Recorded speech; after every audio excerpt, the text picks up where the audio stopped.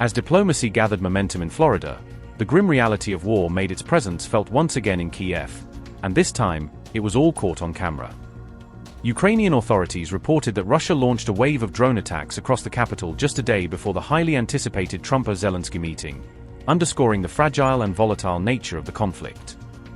Throughout the night, powerful explosions echoed across Kyiv's skyline as air defense systems engaged, intercepting multiple incoming threats in a dramatic display of aerial warfare. An air raid alert remained active over the city for several hours, with residents forced to seek shelter as fresh strikes continued well into the daylight, a stark reminder that while peace is being discussed abroad, the war on the ground is far from over.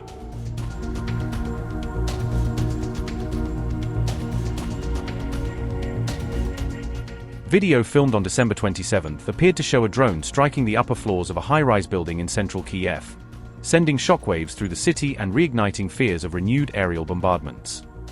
The footage captures a powerful explosion that engulfs the upper section of the structure in flames, followed by thick plumes of smoke and visible damage spreading across the impact site.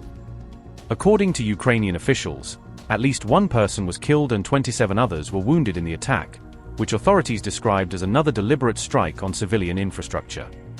Emergency services rushed to the scene within minutes, battling fires and clearing debris as black smoke billowed into the sky above the devastated building. Russia's Ministry of Defense later confirmed responsibility, stating that its forces carried out a series of overnight strikes using both missiles and drones across Ukrainian territory. Moscow claimed that the offensive involved long-range precision weapons, including its Kinjal hypersonic missiles, among the fastest and most destructive in its arsenal. Russian officials asserted that the assault was a retaliatory action, carried out in response to what they called Ukrainian strikes on civilian targets inside Russian territory.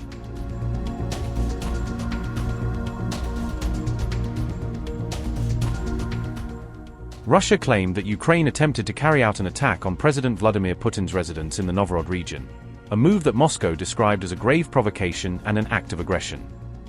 According to Russian Foreign Minister Sergei Lavrov, the assault took place overnight between December the 28th and 29th and involved as many as 91 long-range drones launched toward the area.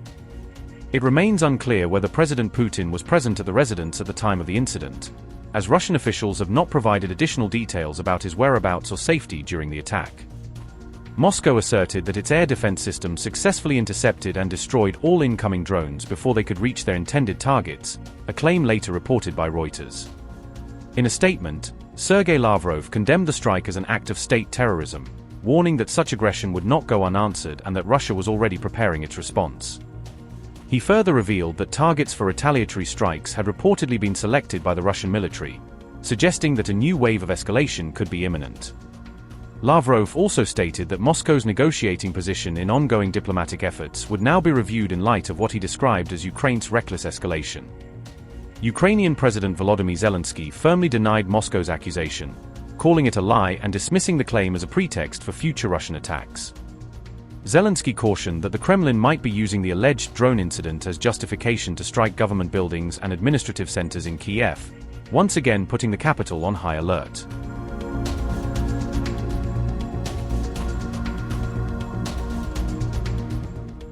The strikes on Kyiv came just as President Volodymyr Zelenskyy was preparing to travel to Florida for crucial talks with former US President Donald Trump, a meeting widely viewed as a potential turning point in the peace process. Ahead of his departure, Zelenskyy said the discussions would center on three key priorities: control over occupied territories, long-term security guarantees for Ukraine, and a concrete roadmap to finally end the war. Sources familiar with the negotiations say that a US-backed 20-point peace plan is now nearly 90% complete, though unresolved questions about territorial sovereignty continue to delay final agreement. Speaking optimistically before his trip, Zelenskyy remarked that a lot can be decided before the new year, reflecting growing pressure from both allies and domestic audiences eager for a breakthrough after years of conflict.